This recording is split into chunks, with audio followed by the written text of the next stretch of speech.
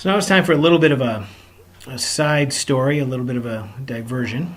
And they cover this in the book a little bit. It's a little goofy because they don't have a good figure for it, but because this is the 100-year anniversary of a particular discovery, I thought I'd go over it because it's just sort of interesting.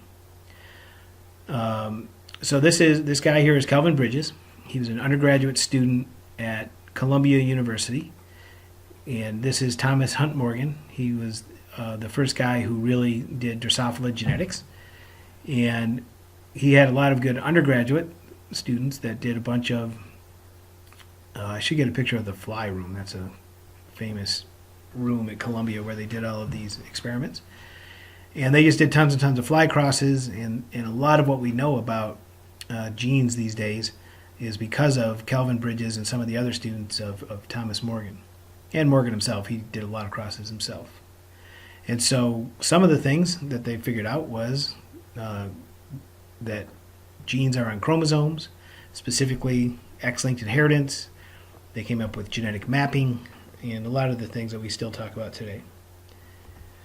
And there's one particular important discovery, and that was this proof of the chromosome theory of heredity. And so Kelvin Bridges did this. It's pretty unusual for just the student to get published on the paper. But this is in the first issue. It's the first paper of the journal Genetics, which is pretty much the premier journal of genetics in the world still today. I've actually published in there once or twice, and it's a good journal. And so what he did is he observed some rare events that turned out to be non-disjunction. You've probably all heard of non-disjunction these days that leads to Down syndrome and things like that. But he used non-disjunction. He just sort of stumbled on it or paid attention to his crosses and observed non-disjunction. And he was able to use that to prove that chromosomes are actually on, or genes are actually on chromosomes. Before this, what people knew was that genes segregated like this. They knew that alleles segregated into gametes. They could also look at chromosomes and say that chromosomes segregated into gametes. And so you might, but they couldn't say for sure that genes were on chromosomes. They could just say that this happened and this happened. But because you got this happened 50% of the time you got a big A and 50% of the time you got a little a, even if you could correlate that with a particular chromosome, that could just be by chance. I mean, if you sort of looked at this and said the big A always seemed to get a particular chromosome, and somehow you can see that. It wouldn't be that good of evidence just because they both happen relatively frequently. It just might be by chance that you happen to see that that this chromosome and this A end up in the same gamete. So what Bridges did is he looked at some rare events and correlated those with eye color, and so he was able to show that the eye color gene was on the X chromosome. He actually did eye color. Well, he did eye color, but he did different kinds of eye color, not necessarily the white gene that we just looked at. And he called these rare events exceptions, or exceptional progeny.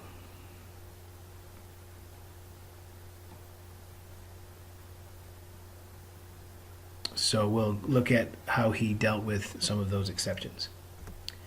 So here's a Drosophila karyotype. Another key to this experiment was that you can actually look at the chromosomes. And so this is an XX female, and this is an XY male. And the Y chromosome sort of has this sort of hooked appearance in males, in Drosophila. And this is actually just a little dot chromosome, they call it. I've got sort of a big research project going on with the dot chromosome, if anybody's interested. So anyways, so that's what the chromosomes look like. And you can look at these chromosomes, and we saw before that you can have extra chromosomes. For example, you could be XXY. So if you look at these chromosomes and you think a fly has XXY karyotype, you can actually look at it and see that. I don't have an example of an XXY karyotype they didn't have one in the paper, but this actually came from the paper, just sort of showing the different chromosomes. But the key is that when we say that a fly is XXY, how do we know? We can actually look at the chromosomes and see that it's XXY. So he actually discovered X-linked inheritance. So all this X-linked inheritance stuff that we were talking about was discovered by Bridges. This is a figure from the paper.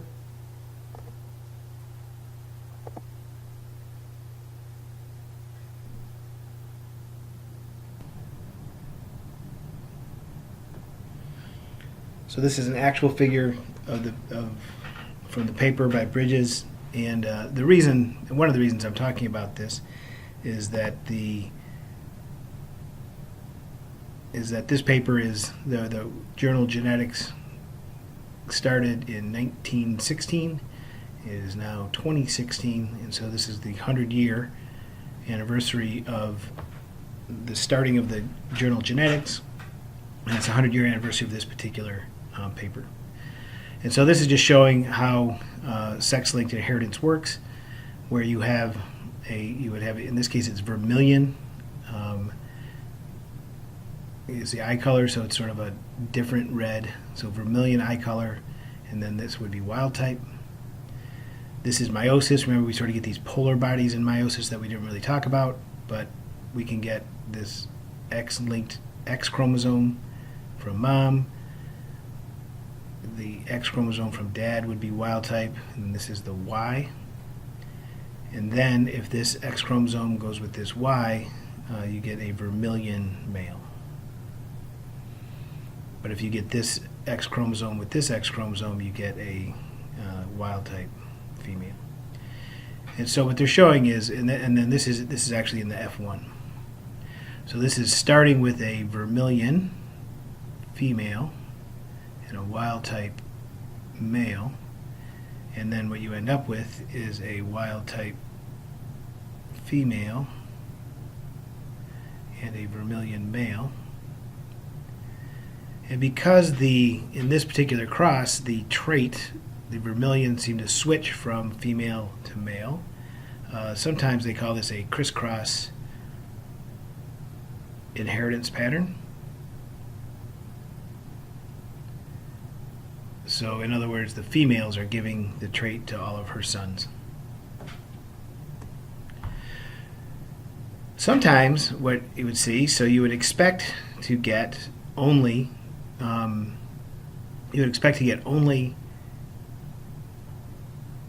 this cross, if we started with a vermilion female and a wild type male, what we expect to get are wild type females and vermilion males, just like we just did on the last cross. So a wild type female would look like this, and a vermilion male would look like this. But sometimes you would see a wild type male and a vermilion female. And these were exceptions.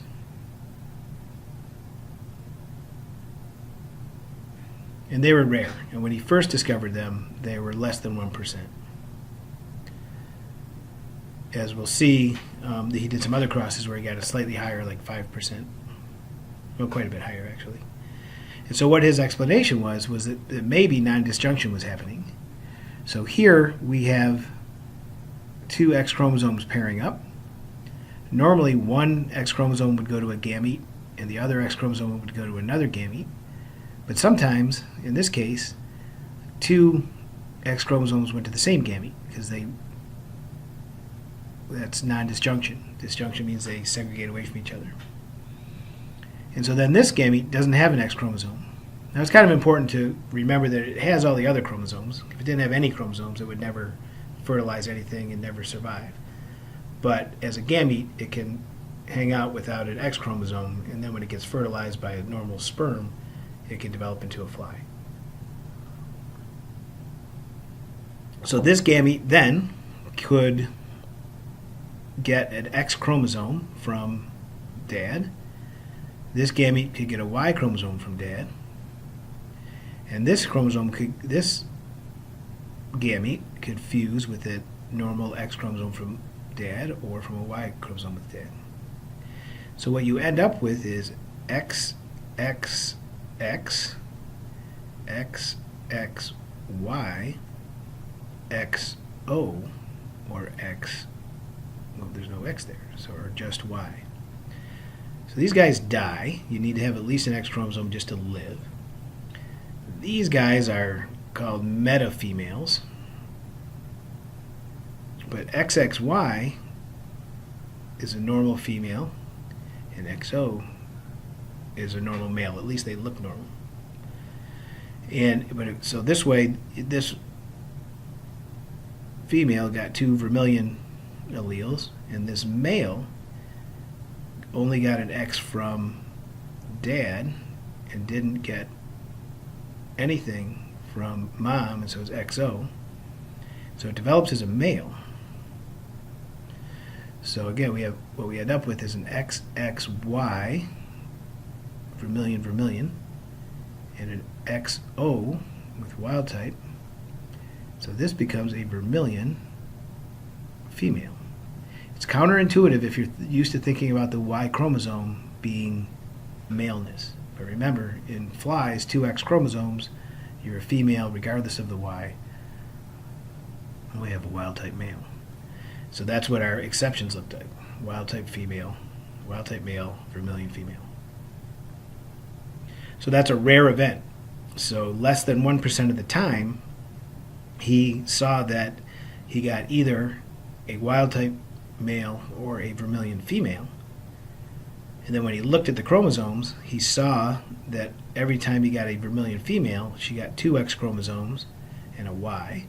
And whenever he saw a wild type male, he got 1 X chromosome. So he could actually show that whenever this rare non-disjunction event occurred, it correlated with the eye color phenotype. So he concluded then that the vermilion gene is on the X, just from these observations. And it's because this is really rare. And it's really rare to get a vermilion female from this cross. And it's really rare to get an XXY individual from this cross. So every time if you get 2 really rare things happening, and they both occur at the same time, the probability of those things just sort of happening by chance is really low. And so that suggests that there's actually some kind of causative relationship rather than just a correlation. And so that was his big conclusion. He did it with white eyes too, and this is just sort of the same discussion, but talking about the white gene. So if you get if you do this kind of normal white crossed to red, you expect to get white males and red females. The exceptions he got were white females and red males, and he got it for the same reason. So white female crossed to red male. So white female crossed to wild type or red male, 2 X chromosomes, and a wild type and a Y. Normally we get this gamete from the female. That's the only type of gamete we can get. We could draw it twice, I suppose. But then we could also get non-disjunction. Rarely you will get XW and XW will go together, and when that happens, the other gamete won't get an X chromosome. You can also get non-disjunction in the male, and he did see that and saw some different things. But we'll just use this example. He did like 1 million crosses. I'll put a copy of that paper online. You can. It's like, it's good to have you all read it, but it's like 55 pages of hardcore genetics. So here we just have a normal female that's wild type. That's what we expect. And then here we get our Y. So these are the gametes from the dad. We get a white-eyed male. That's what we expect. So this is if we didn't think about non-disjunction, we would just get this all the time. So these are expected, and he got that, 99% of the time. But every now and then, he would get something weird. These usually died and really couldn't mate again, but they looked weird, and they're called metafemales. But then he also got these. These were the key ones here. So you got a white female. And then you got a red male. The red males were XO. And then, these guys die. Because they don't have any X chromosome.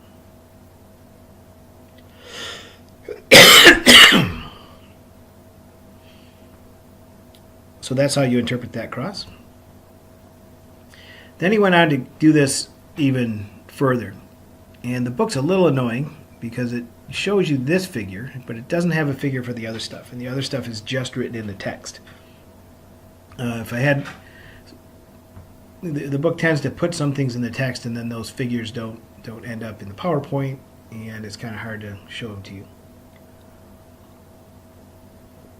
But what Bridges did next is to test this idea.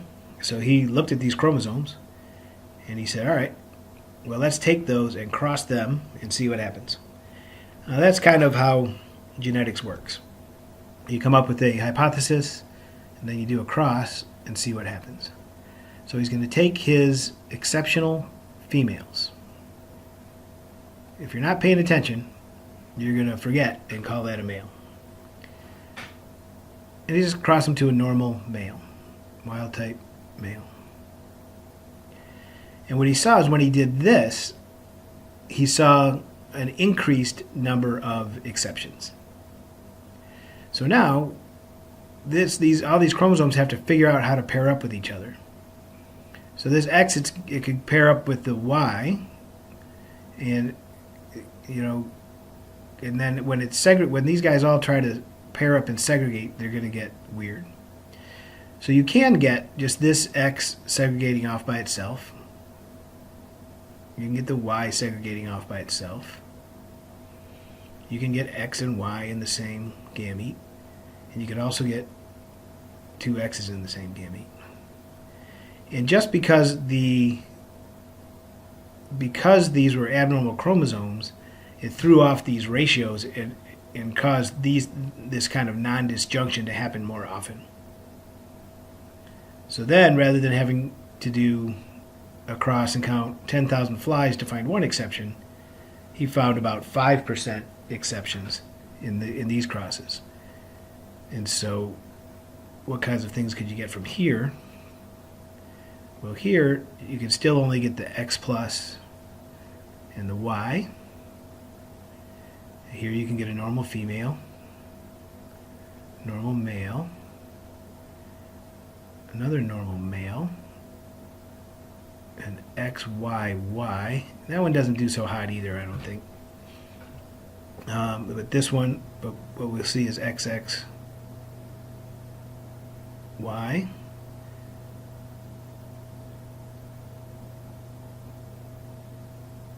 That's a Y, so that we don't have that X. We just have two Y's here.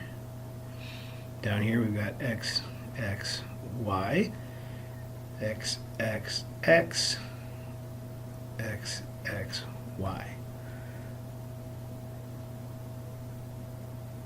And this is X, Y, Y. So we start to get these exceptions, which are wild type, but we also get these exceptions, which are white. So these are white females again. And the whole point here is just that when he started to use this type of exception, he started to get a lot more of those types of exceptions. If this was just a normal female, you would again expect just to get wild type females and you would, if this Y wasn't here, you could only get white-eyed males, and you would get And you would also get red-eyed females. But these red-eyed females are exceptions again. And so he started to get more of those. He got a lot of other things too. But the key thing here is that by using exceptions in this cross, he gets more exceptions.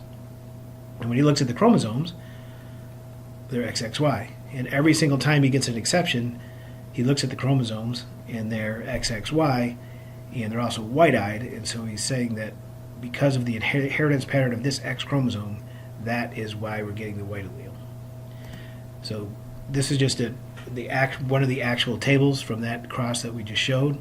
This was actually from a previous paper that Bridges did, but it was in the 1916 Bridges paper as well. But this was his one of his initial crosses. So this is where he's taking XXY mutants, crossing them to, and let's just say it's white. I don't know if this was vermilion or white. And when he crosses this, now 4.6% of the time, notice he counted 5,800 flies.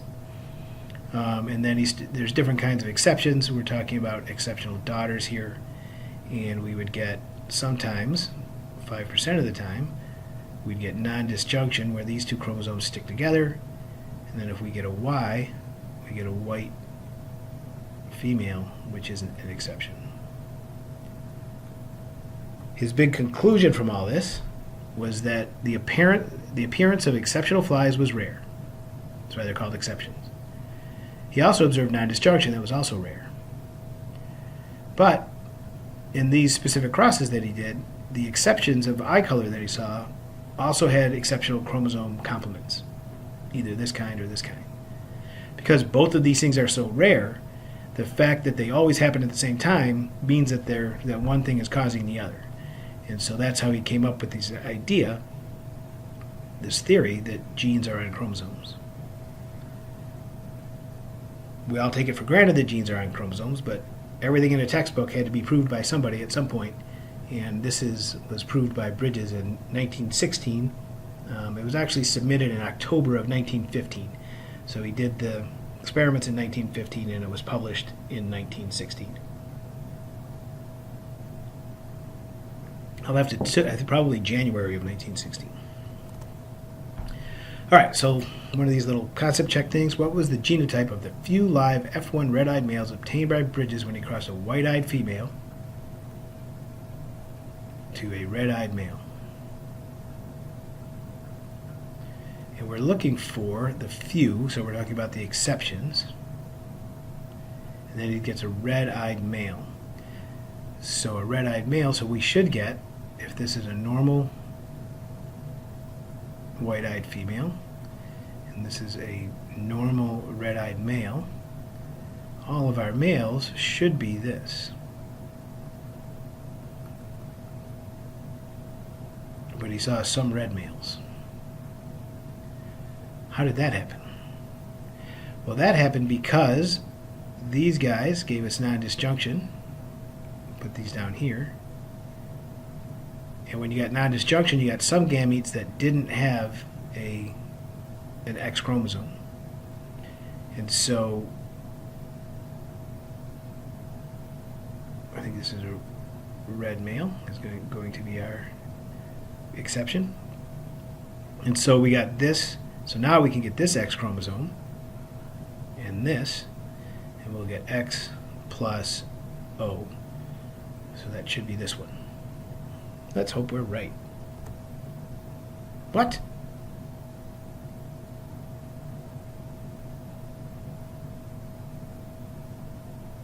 Well, that can't be right. We're going to have to take that one out. Because if it's a red-eyed male, it's got two X chromosomes, not a male. So it's got to be this. Don't believe everything you read. All right, so now we can look at inheritance patterns in humans. This is looking at a colorblind male crossed to a normal female, and I would draw this